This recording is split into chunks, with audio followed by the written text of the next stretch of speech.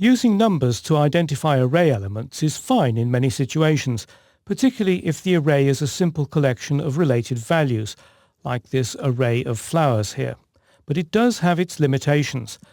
Incidentally, this type of array is often called an indexed array, the number acting as a sort of index for each element. But PHP also lets you use text instead of automatically assigned numbers as the key for each array element. In effect, the key acts as a label. So let's go to our editing program and create such an array. The way that you create an array like this is very similar. Let's begin by using a variable. The variable I'm going to use is features and equals and then array. The array keyword are a comma separated list inside a pair of parentheses. With this type of array, I like to put everything on a separate line. It makes it a lot easier to read, and that makes maintenance a lot easier. So let's indent a little bit. And we begin with the array key, which is a string. So the first one will be winter. And then you assign the value using a double arrow. You create a double arrow with an equal sign immediately followed by a greater than sign. And then the value follows. This time I'm going to be using strings, so it'll be a string.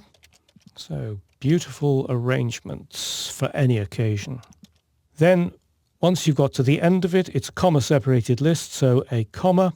Then on the new line, create the next one. So the next one will be spring. That double arrow, the equal sign and the greater than sign. And then the value, which will be, it must be spring. Delicate daffodils are here.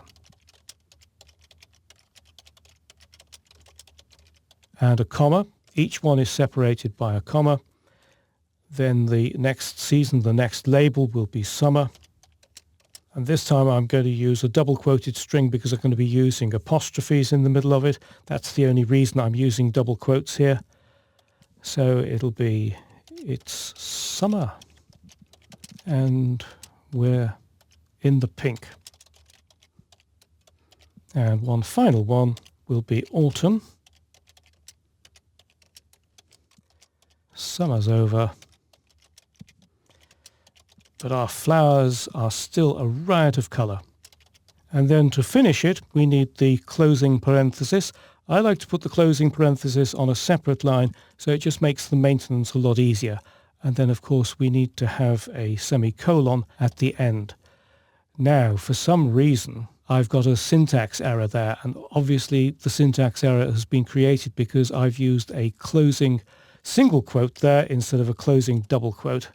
That's one of the great advantages of using an editor that has got syntax highlighting, syntax coloring, because it immediately alerts you to that type of problem.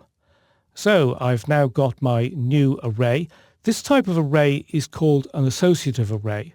I've used the array keyword and parentheses.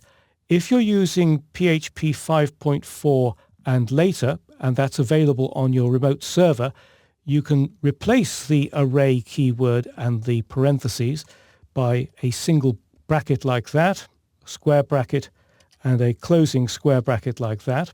This is the shorthand version. Dreamweaver CS6 tells me I've got a syntax error. That's because Dreamweaver CS6 doesn't recognize the PHP 5.4 syntax. Dreamweaver CC, the new version, that does recognize it, but because many old servers don't recognize the new syntax, I'm going to go back to the original syntax, which uses parentheses and the keywords. But if you're able to use the shorthand syntax, please do so. So there we are. We've got our new array. Let's display it, or display some of it, in the page. So scroll down. We no longer need the pre and the print r, which were displaying the flowers array before. So let's just delete those. And then we'll create a paragraph and a PHP block inside that and echo. And to display a single element, it's exactly the same as with any other array element. It's the array name followed by the array key inside a pair of square brackets. So let's display, let's say spring, shall we? So echo features and then square bracket, and a string inside will be spring, close square bracket, semicolon, close that PHP block, and let's close the paragraph too, and then save.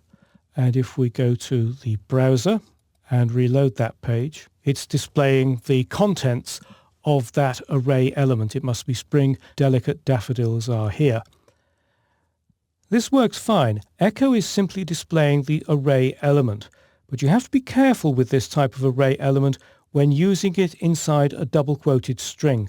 Let's go back to the editing program to see what the problem is. So I'm going to add a double-quoted string, and I'm going to use this features spring inside it. So the tagline for spring is colon, and then we need to have a closing double quote at the end, and save the page. Now Dreamweaver has got syntax checking, and it's telling me with this red mark here that there is a syntax error. I know there is, but I just want to show you what the problem is. So let's go to the browser, refresh the page, and we get this horrendous error message, T in caps and white space. There's a whole chapter on PHP error messages and how to handle them later in the course, so I'll leave that till then.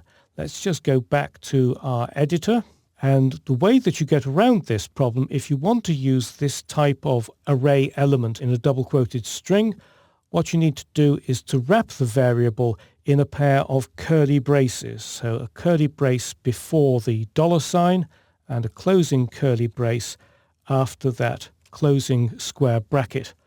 And then if we save that and refresh the browser, all should be fine, and indeed it is. So this type of array, which uses a string as the key for each element, is known as an associative array. And the main difference between this type of array and the indexed array, which uses numbers, is that it makes it easier to identify the element that you want. But it's also important to remember that you can't use an associative array variable in a double-quoted string unless you wrap it in a pair of curly braces.